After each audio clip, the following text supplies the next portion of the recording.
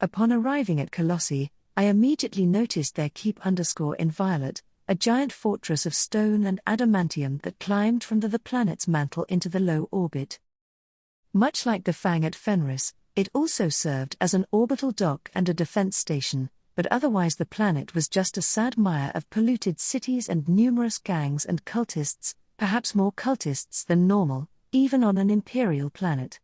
Many local nobles themselves were sporting chaos sigils and hidden altars, and the local army was mostly the knight suits and some arbits.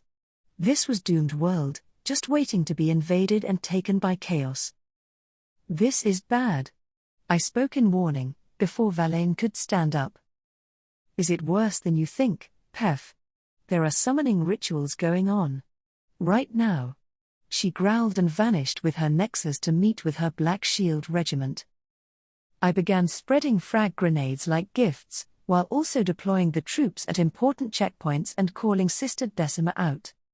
A wide blank blanket fell over Colossi, and I noticed Valerian over in the Eternal Lament firing his Immaterium beam at the other side of the planet. Something strong is coming, my lord. It's pushing through. Decima warned me over the implant. Or. Canis howled suddenly, projecting a golden light into a maw that bit the void, crushing something invisible. I noticed the Inquisitor gather her Deathwatch into her nexus, then move on top of the keep, about 100 kilometers away. It was a bit early to deploy my Marines, as we didn't know where and how the enemy would attack, but the Titans and the Knights could be moved in a protective perimeter around the keep. At the same time, I forced myself and moved everyone not armed into the Tesseract.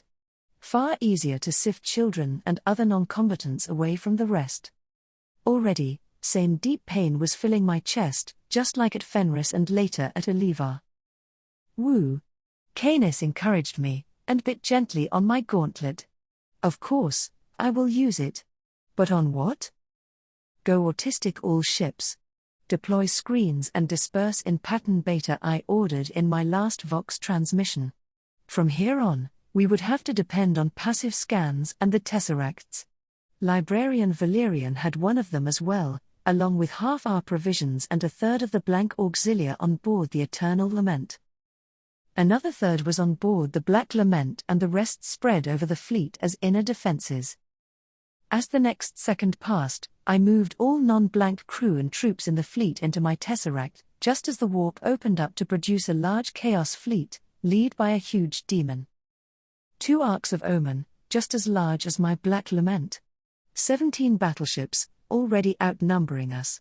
114 cruisers, 3 carriers, and 1,000 escorts, giving this Chaos fleet a slight advantage in numbers. That's Rotigus, an unclean one. Chiron warned me just as I began to fire the beam at his face. Meanwhile, a scattering of Nova mines burst among the Chaos escort ships, reducing their numbers advantage. A green gas began to flow from his mouth belly, pouring over the planet below. Nurgle plagues were bad. Not as such for blanks, but the planet would have to burn now. Valerian joined his beam onto my target, while also dispersing munitions over the Chaos fleet, and exploding several cruisers. The Chaos battleships and their carriers, as well as the 2 Arks, were protected by some form of shield, which didn't bode well. Warp shields Menelaus warned me on the implant.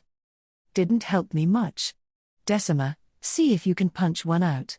I proposed and immediately acted, transporting my Omega- sister on top of an Ark.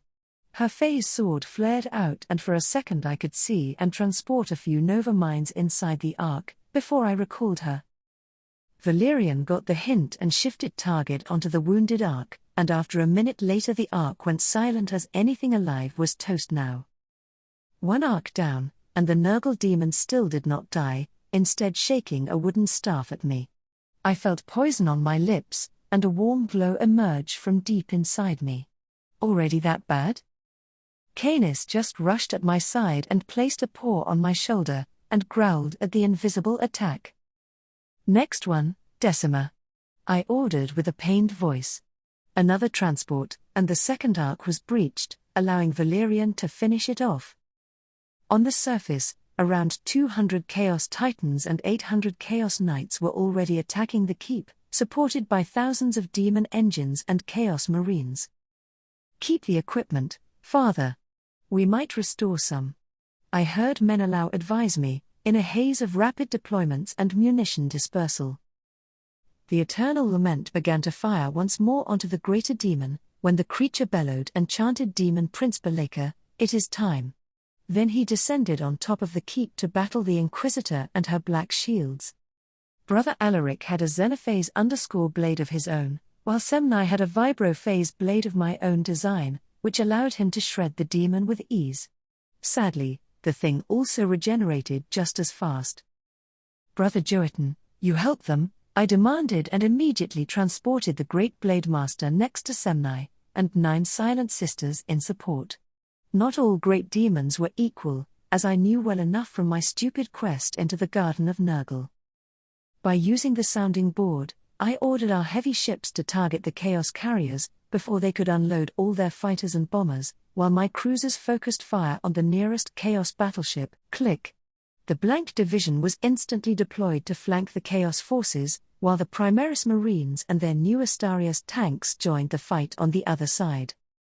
Flashes of sunfire burst from the new Falchion tanks, exploding Chaos Knights or transformed Chaos engines, while the Void Bikes took to the skies to provide air cover. Already the skies were full of Chaos fighters and even wings of Helldrake, some kind of winged mechanical demons, so our own fighters were busy enough. 100 escort corvettes attempted to fly low and provide orbital support, but the Chaos Titans and the Chaos fighters began to target them before they could do too much damage. Fine then. Click. The skies became empty of enemies all of a sudden, transported into the sun and giving my troops a lot more support from the air. "You must be the one who killed Vashta." A loud voice boomed across the entire system, just as that Rotigus demon exploded into gore. A large winged demon carrying a black sword manifested on top of the keep, uncaring of his dead comrade torn to shreds by the best sword fighters of humanity.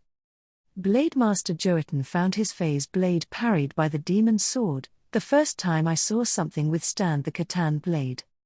Semnai joined in, and by luck managed to blur his vibro blade and shred a wing from the demon. "Cute trick, young Astartes.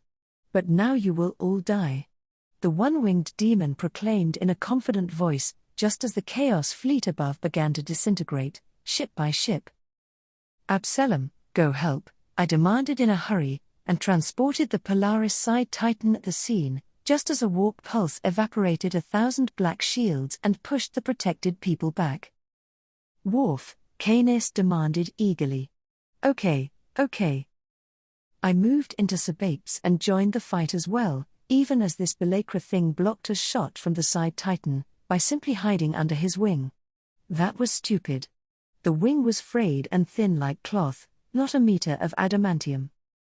"Take this Belacra," I shouted and fisted the demon from behind, while Canis blurred forward and ripped his sword arm away. Silence fell over the system, as the mighty demon found itself impaled onto my nice power claw, now enhanced with phase blades of course. "What the hell is this dog?" the demon muttered as Canis crunched on his ether blade and somehow managed to tear it to small bits with his phase claws and even his teeth. "Any last words, Baldcrab?" I asked instead, and fired my left-hand psi cannon into his face. "My name is," the thing tried to explain, when Sister Decima appeared beside me and just punched him into his soul. Crack. I swear I heard the universe break a little, and Canis heard it too as he rose his head towards me. "Whoa?"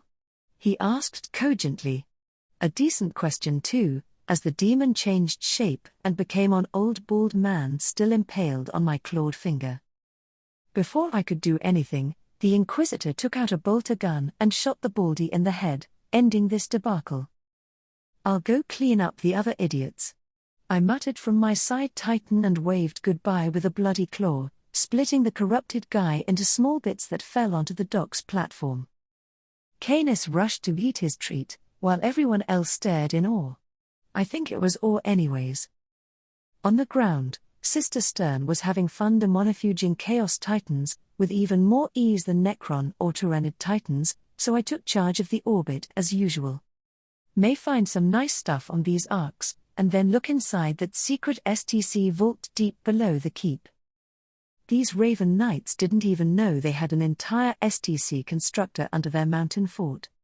Or maybe they've forgotten how to use it?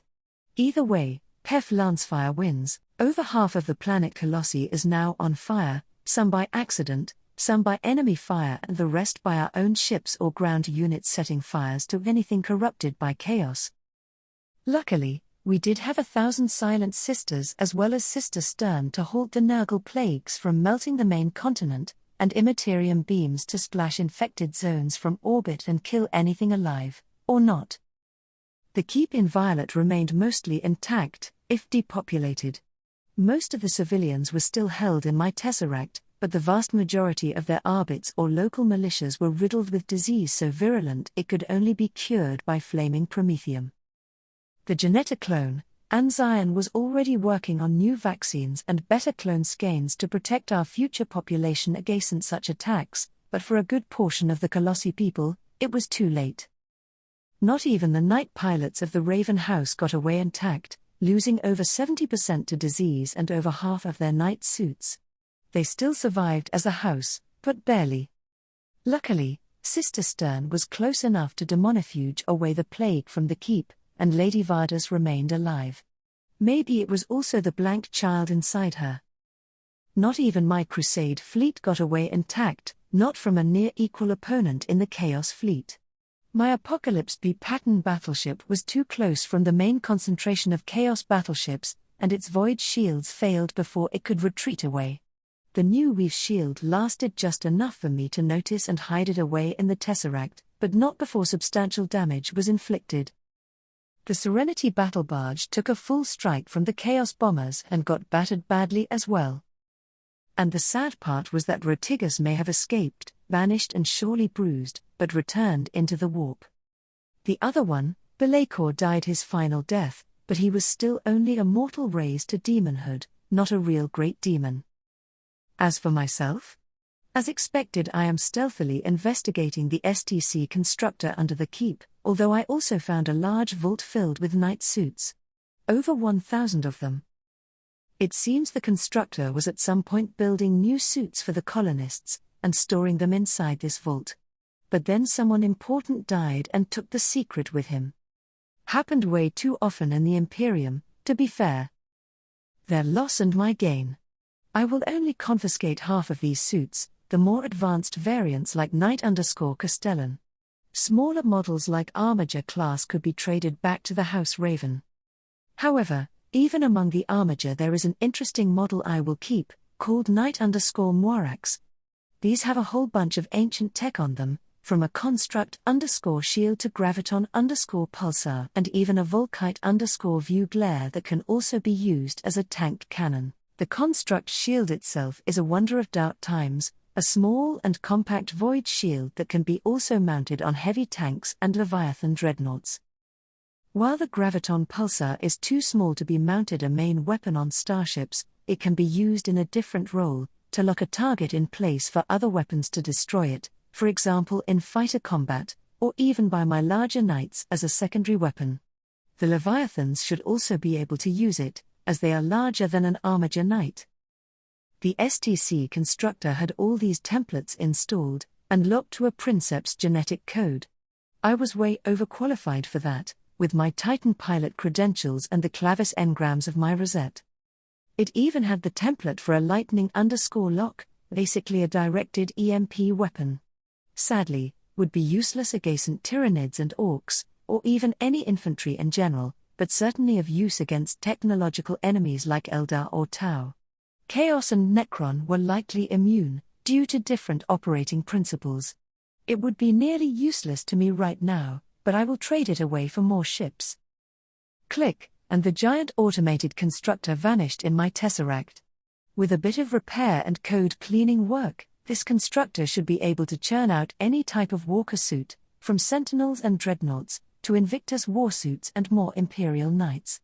Maybe even power armor, like Terminator plate? I wasn't sure it could actually construct the smaller Warhound Titans, since Titans had vastly different specifications. A day later, After the cremations were over, I arrived officially at the keep and met the remaining noble knights. Brave knights of the Imperium. We have fought together and triumphed over this horrible attack by the ruinous powers. House Raven still stands and the keep inviolate has remained intact. But, you are in poor shape right now. I spoke in a mourning, grieving and lamenting voice. House Raven stands. They all declared with zeal, as expected of brave knight pilots. Have faith and stand strong, because your ancestors are watching. Deep under the keep, I found a cache of ancient knight suits, over 500 of them. The vast majority are armature class, but even so, they will help you recover faster. I continued on a more joyful tone. Yay! Hurrah! People cheered, as their losses would be restored with ease. I have also spoken with Baroness Vardas, and concluded that your outer holdings planets can be easily defended by armed sentinel walkers, which any Forge world can provide with ease. As for the rest, I believe your house would be much safer if your stronger knight suits were stationed on a Forge world. Not only they would get repairs and upgrades, but they would not be vulnerable to another sudden invasion. I've proposed in a calm voice, and just waited. Basically, they would need to split their house into 3 groups, one holding the ancestral keep, one defending the spread-out planets of their house with sentinels, and the main force beholden to a Forge world for safety and possibly an influx of technology transfer and industrialization towards their noble house. It didn't take long for the consultations to degrade into shouting matches and insults. It seems to me, you all are under the impression this was a suggestion.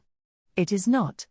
When I arrived in the system, I instantly detected multiple summoning rituals, calling for these chaos forces here. A third of my Black Shield regiment was killed, defending you noble brats. 1,000 brave Deathwatch Space Marines. Give me a reason to burn the other half of this world, I dare you. Inquisitor Emmaus shouted, while her Deathwatch simply leveled their bolters at the surviving nobles. Well, that ended the negotiations even faster. Lady Vardas nodded at me, and it was done. Bang! A single bolter fired, exploding a noble that reached under his robe. Oh well. There was always one, wasn't it? The other nobles kneeled down at once, maybe a bit more impressed now. I could only shrug and move away, already thinking about my next move.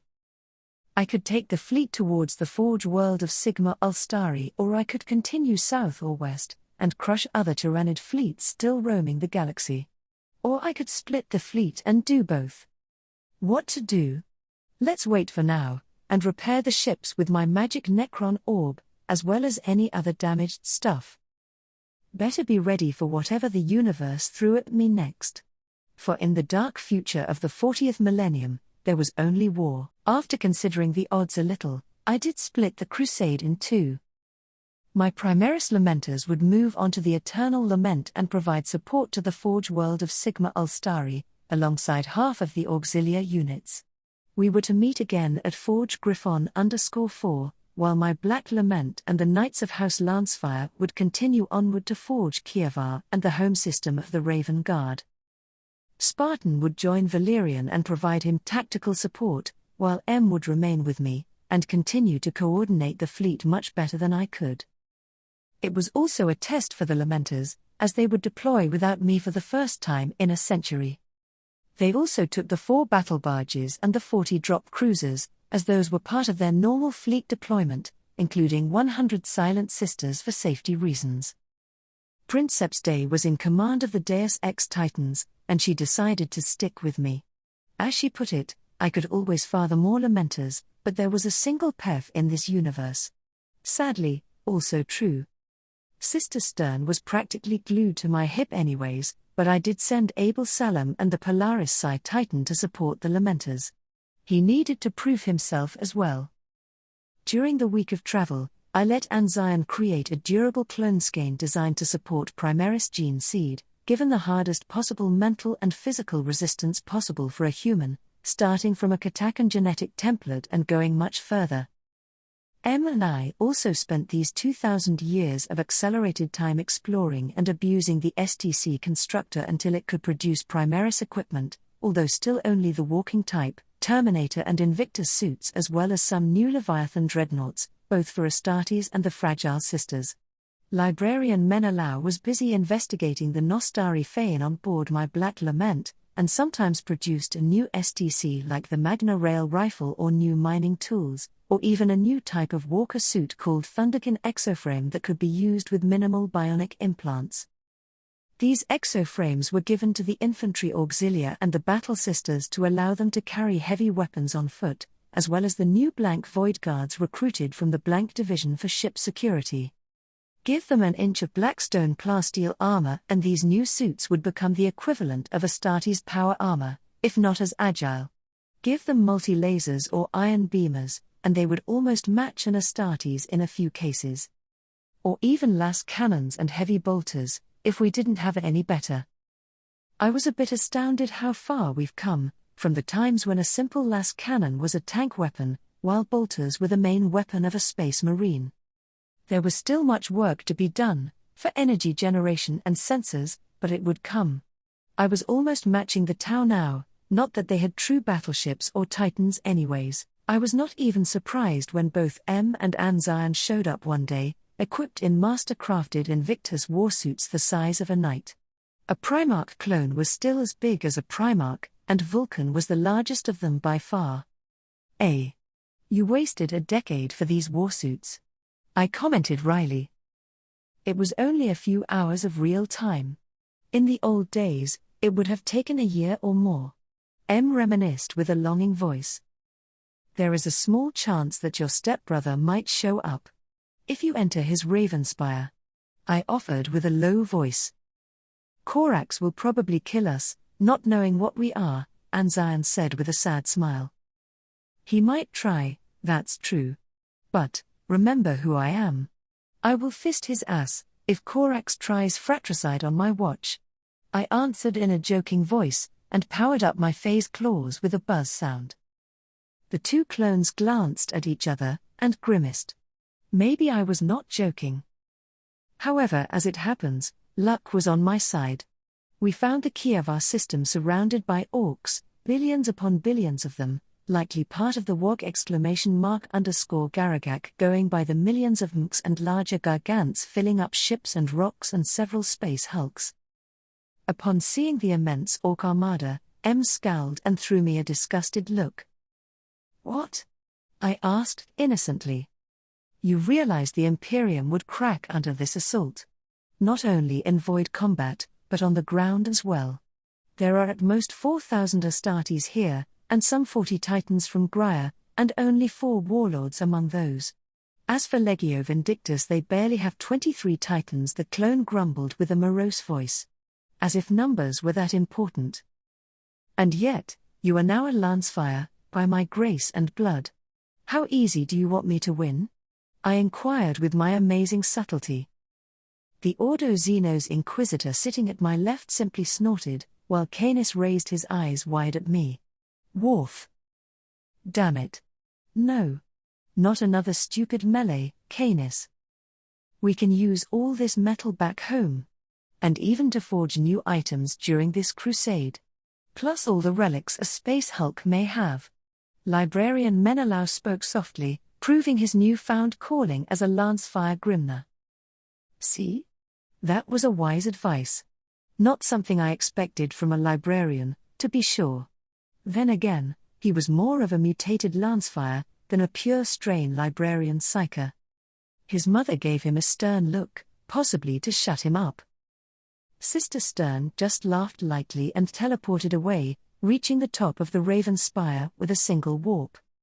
She could already push out from the Tesseract, so there was no containing her anymore. She did as she pleased, which mostly meant throwing gigantic lightning storms and evaporating poor demons. Immense power and the ability to resurrect. I suspected she was reaching the boundary of a primordial, if she wasn't already. Maybe Stern could solve the Fulgurite shard one day, or Canis might eat it. Maybe not Canis, not yet. When he can teleport, then we might try. By accident, my hand slipped on the command throne power plate, bringing the Immaterium beam online and blasting the largest space Hulk with its killing waves, followed by a Nova Mine to vanish the Hulk into the Tesseract, while all sensors were blind. 1 down, 5 more go. Oi! Oi! Who stole my big star Kroompa? An aggravated orc boss shouted on the Vox. I mean, there should be at least a bit of common sense, never mind. Still orcs. I fired once more, this time targeting another space Hulk that provided the boss location via an easily traceable Vox comm. Blah arm. The Black Lament's beam should have ended the poor boss Garagak life, and all of his entourage of knobs and mks. Nova Mine again to mask my actions from sensors, then snatch. To my surprise, the large orc boss didn't die, and still howled inside the Tesseract labyrinth, smashing frozen knobs with his giant claw. So, the orc bosses could get as strong as a great demon after all. Never seen one this strong, but maybe it was also a function of how many orcs he had around him. The warfield would get bigger. Maybe my bodyguard Joetin will want to duel him? Or want to duel this big orc boss? I have him trapped, for now. I asked with a wry tone. A cell time, I don't want to miss the fleet combat, demanded with an interested voice. Both Valaine and Menelaus rose a finger to show they wanted inside to watch. Then Canis stood up, knowing a decent meal was at hand. Fine. Go gang up on the poor orc boss. Click, one after another, the orc space hulks vanished from the system, giving the defenders a bit more hope. But it was already a bit late, as numerous orc rocks were plunging towards Deliverance and Kievar, with many eager orcs already jumping off board as to more rapidly engage the Raven Guard and their successor chapters in melee. Some of the orcs actually survived the fall, and just scratched their empty heads at the craters left behind, before howling for war. And running ahead for glorious melee. I still had to deal with the more dangerous orc battleships and kill cruisers, especially a dozen Hammer-class battlecruisers that had grown even larger than Imperial battleships, by adding more engines, guns and even more armor. Spreading several Nova mines, I blinded anyone looking too close at the space combat, and stole the ships away, for later use. The smaller orc escorts and rocks were instead engaged directly, and left hold and burning in the void by our crusade fleet, more like a prize for the forged temples on Kievar, who may also need metal and such to rebuild.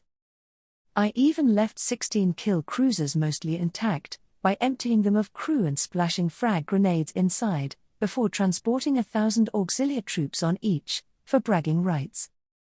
While the Lancefire Knights and Titans protected the more important factories and installations on the ground, I deployed the rest of the auxilia for a defensive training operation, along with their tanks, sentinels and tarantula turrets. I also wanted to test the new Ragnarok anti-air vehicle, that combined both the Hyperio's missile launcher and the new twin-burst lances, which tripled the damage output compared to regular multi-lasers. Sadly, while I had worked on a classic triple-barrel burst lance as a larger brother of the multi-laser, the smaller Ragnarok chassis couldn't afford the energy needs, unlike Baneblades or Astarius models. Even so, the new Cobra tanks proved very effective at shooting down orc-copters, orc-riding missiles and various other types of unlikely aerial targets. An hour later, emerged from the Tesseract bruised and bleeding, his new Invictus warsuit hanging in strips of useless metal on his body. Canis grinned at me with orc blood around his teeth, although he was also limping. Menelaus missed his left hand, for whatever reason, but he smiled happily. While Valaine was holding most of her insides still inside with one hand, and dragged a meter-wide orc head behind her. Guys, what took you so long? I asked, curious. I knew it. I missed the fleet combat. Grunted and simply sat on his ass, looking a bit tired. Worf, Canis exclaimed and fell on his side as well, sounding content. Dear wife, you need a bandage? I continued in a more serious tone. Valaine just grunted and vanished with her nexus, appearing in the medical section and crashing on a bed. The sisters rushed to help her, so I just glanced at Menelao, who was stoically enduring the pain of a lost hand. I still remembered when it happened to me. "I'm feeling fine, my lord. But I'm thinking I will become a primaris soon. I'm just not good enough," Menelao muttered in a low voice. I sighed inward. I didn't have almost none of the Astartes gene glands, and those that I did seemed mostly inert. Except the glowing heart. "Ask Anzian, maybe he can install a heart furnace or whatever. Mine does great work," I offered with a kind voice. Menelao just looked at me weirdly and walked away, likely to tend to his injury or lament at his loss. Maybe both. "Woo you?" Canis mewed while still laying down. "Fine." I moved Canis near Anzian so that our medical genius could fix his broken leg or whatever the sound meant. "I can go and try the Raven Spire, Lancefire. Corax should keep an eye out for his homeworld, with the big invasion and all," M said in a tired voice, although his flesh was already healing rapidly. "Bullshit Primarch stuff, even if cloned." "We'll both go. Once things settle down a bit. Fix yourself another warsuit, you look a bit disheveled," I demanded in a level voice and sent him near the STC constructor, deep inside the fortress. The ancient machine already had his special measurements and specs, so the next warsuit would only take an hour or less. The defense of Kievar continued, and still took a whole day to clean up the disorganized orcs, or hunt down fleeting ones. The auxilia made me proud, as they blunted the orc charges heroically, while the snipers scored hundreds of kills each. Far better for a sniper to spend 300 bolt rounds to kill 100 to 200 orcs, than to fire 300 rounds at high rate from a heavy bolter for a dozen kills or less. The ammo was expensive after all. The Thunder exoframes proved their worth, as constant iron beams burst the silly orcs into vegetable soup. Sadly, we only had some 40,000 suits for now, as they were quite work-intensive to armor up. Luckily, there was a not Forge world here, almost like my own Forge Retribution, building weapons only for the Raven Guard. During the orc attack, a number of precious date slates and library cogitators were somehow infiltrated and downloaded, with thousands of dead orcs scattered in pieces all over. Some of them had indeed fallen from the sky and splattered themselves in brutal litho-breaking. Others were sewn by my own left hand, with a crack grenade primed inside their pants. I wasn't the first time I used an orc invasion to obtain nice stuff, but this was not even fake. Hidden inside a vault I found a strange artifact called the Uncreator_Gauntlet, which would have been very useful a century ago. I mean, repairing or deconstructing any machine was rather useful even now, especially as it also worked on Xeno's devices. No wonder the Raven Guard had so many dedicated artifacts that nobody else had, including stealth tech and many others. Days later, I met with both the fabricator of Kievar and the leaders of the Raven Guard, who were rather surprised and happy with my presence. "Can you really bend shadows?" Kavan_Shrike, their chapter master, wondered with a wary look at my white scar bodyguard, and a rather curious look towards Canis. "Well, if you have to ask," I closed my fist and gathered shadows around me, then vanished in the tesseract and appeared behind him. "Poke." I tapped his backside with the back of my gauntlet, then as he whirled around I lit up my phase claws, making the brave Primaris jump backwards. "I can do many things, Master Shrike. For example, I often find lost STCs and trade them away to various Forge worlds, and they gift me some ships as a favor. Other times, I find Astartes chapters that need help, and I help them. From my knowledge, your gene seed is just as flawed as the Blood Angels, but not so bad as the Space Wolves." Covering my left hand in shadows, I took out a stack of STC data slates and offered them to the fabricator. A good chunk of newer STCs, including ionic flare shields and iron beamers, as well as many of my older STCs like armed sentinels and Ragnarok tanks. If they integrated my new tech for their units, they could easily gain an order of magnitude in firepower. It is too much, Lord Lancefire. If I haven't seen your troops already use them in the field, I would have wondered if they are fakes. the fabricator admitted with an astonished voice. I snapped my fingers, and the grand hall of the Ravenspire became filled with 2,000 young war clones and 100 of my blank sons, barely out of puberty. The blank ones will also be able to bend shadows, after some training. A single company, to test how your gene seed reacts to my own genome. The rest are a mechanicus experiment for combat troops, including genetic enhancements and various mental hardening stuff. Should be able to endure Primaris induction without much trouble. I explained as the chapter master examined the new recruits with keen eyes. Whoa! Canis howled, and rushed among the clone kids like a hungry predator, making them jump and scatter with impossible agility, even though his ferocious howl should have frozen them on the spot. Anzian did a good job with the war clones, using genes from the strongest Katakan operators in the Special Operation Group, then upgrading them higher than the Demiurge had with their kin. Using natural blanks was still deadly even for clones, so it wasn't an option, while my own special genes still resisted cloning with the same horrible results. Sometimes we were lucky to collect enough neurons and nerve tissue to build a new blank machine spirit, but often it was just a soup of blood and melted organs. The blood soup still worked for psych-out grenades and phase iron bolters, so it wasn't fully wasted. They appear rather different. Even faster than a firstborn neophyte. Master Shrike observed as Canis chased after the kids. My lamenters and our successors only use blanks, but these new war clones show promise as well, I said with a smile, then glanced up towards the special room of the Ravenspire, the Eyrie. Master Shrike followed my eyes and grit his teeth, obviously uncomfortable with the thought. I was already there, Master Lancefire. If the Primarch was to return, I believe it would have been for his own sons, not a distant cousin. He spoke with a grieving voice. Still, there are things you don't know. My bodyguard was sent by Primarch Khan himself, as a reward for finding him. My own gene seed was implanted by Sanguinius himself. And there are more strange stories with the other two Primarchs. I added in a soft voice. I did have a big stick as well, but because of the Orc invasion it would not be needed. I've heard some stories too. Maybe you are indeed the left hand of the Emperor, like some tech priests claim.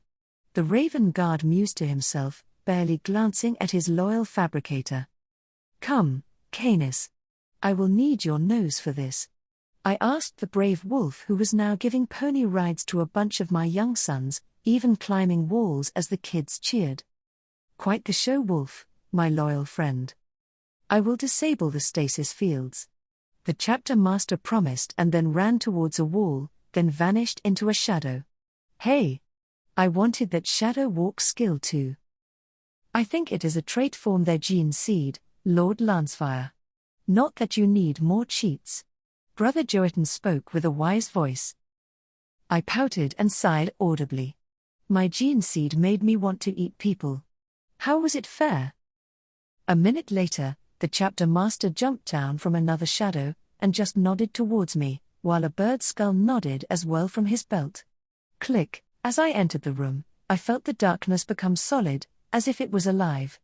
And maybe it was. Books and scrolls showed moving letters, as if someone was perusing the books, all of them at once.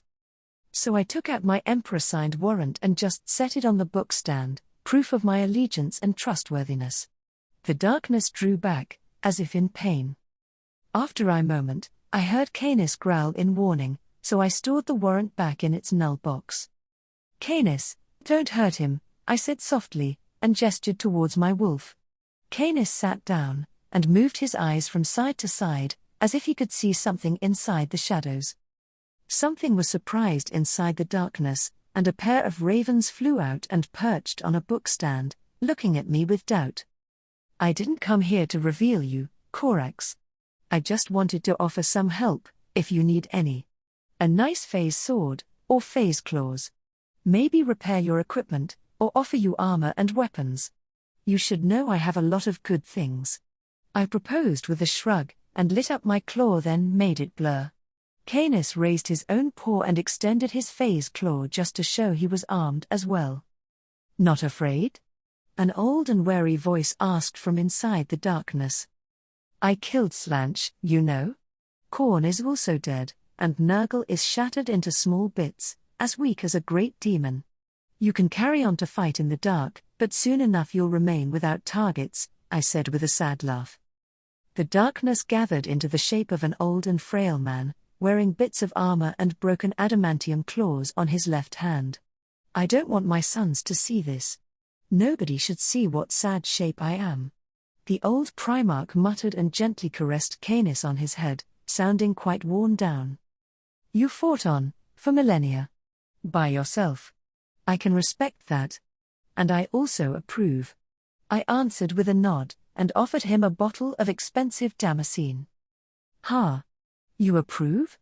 Why? He asked and took a long gulp of my booze. I took out another bottle and sat down, then drank a bit myself. They killed Vulcan. Some kind of cabal of Xenos and humans that try to destroy humanity. Alpha Legion is part of it too, and you know what they did to your sons. To your gene project. I was planning to bring the House Raven Knights here, perhaps boost your defenses. But if you're out in the open. A chaos invasion, like they always do. Corax completed my line with a tired voice. Come, there are 2 people eager to meet you. I proposed and shifted us into the labyrinth, then back on board the Black Lament. Anzian and M stared at me, then at the decrepit Primarch with wide eyes. Corax. At least you're alive, Anzian exclaimed in a glad voice and tried to hug his stepbrother, only for the man to vanish and reappear at my side. Don't hug an old man with your hammer hands, Anzian. You would break something, I shouted in outrage, making Corax chuckle. Where is this? Looks like a Necron ship? He asked, curious. Similar, yes. The walls are made of black stone. It is my chapter's flying fortress, called Black Lament. I explained politely and took another gulp of wine. I saw it, shooting at those orc hulks. Xenotech, Corax said with a wise voice, then sat down on a blackstone dais, while shadows gathered around him as if he felt in danger. Anzian, medical scans and blood samples. M, you build him some new items. Armor and weapons, the good stuff. Corax, don't hurt the clones, they are too young to die, I demanded with a wry voice, then stepped away. I surely didn't expect to find another living Primarch, even one as battered as Corax. Something bad must have happened to Corvus Corax to bring him in this state, but maybe Anzian could fix him. Surely, the Primarch would want to speak with his half-brothers alone. I did the introductions, the rest should be easy. Now it was time for more bloody work, rebuilding the entire star system in my image, even using some of my saved-up asteroids for forts and minefields, then move the ice comets, lots of work. Plus, a forge world would need a lot more than more minerals. Factories, production lines, management advice, something a Primarch should do, instead of drowning his sorrows in a wine bottle. Damn it. Stay strong, Pef. You chose this task for yourself. Don't complain when it gets a bit hard. I also visited Valaine on her medical bed, to find out some vital organs were now missing. No more kids, unless some divine healer regrew a womb and other stuff. We can always have kinky sex. The Inquisitor proposed with a groggy voice, possibly from the painkillers. Just rest. I'll ask Stern to take a look, when she flies home. Good news though. I found a crow. I spoke in a low voice. Alive, I hope, she whispered back, sounding worried. Mostly alive, yes. Anzian should fix him. Or maybe Stern, if he doesn't burst into flames. He is really damaged. Warp stuff. I explained in a secretive tone. Oh? Damaged, not turned. Or you would have killed him already. The Inquisitor concluded in a harsh voice. I try not to kill them, good or bad. It's not like I can't restrain a single man. If they are turned, the Emperor can return them. Or he can kill them, if he so wants. Not my call, right? I asked rhetorically. My harsh Inquisitor wife stared at me for a second, then nodded slowly. I see. They are still a part of him, and important. No wonder the Emperor trusts you with so much power, she whispered in a low tone, then closed her eyes to rest. I nodded to myself, and moved away, finding Stern still on top of the Raven Spire, staring at the sky. "Hey sister. Why the long face?" I asked in a friendly voice. I saw him. A shadow of his former self. If I try a bit, I could simply end him. Sister Stern said with a faraway voice. We don't act monstrous, even if we have the power. It is the restraint that makes one good, not the power itself. Anyways, there are still plenty enemies to kill, and for a good cause. I explained with my lamenting voice, and drew her into a hug. And when there are no more? When we finish with Tyranids and Orcs and chaos? She asked, almost afraid. She never knew what peace was, being born in this hellhole. There are trillions of galaxies after this, then more alternate dimensions and timelines. It will take us a bit to run out of targets, I said with a laugh. Ha! Always the right words to cheer me up. I guess I was worried for nothing. Stern muttered in a more relaxed tone. Come, Valane needs you. Or I will lack a fertile wife in my sex life, I demanded with a wry voice. Silly Lancefire. The demonifuge whispered to herself, then walked away into the medical wing, breaching the Black Lament's void shields and Geller ramparts like they were not there at all. A minute later, Valane was already up on her feet, and patting her belly with a giant grin. I guess I should go and fill her womb now.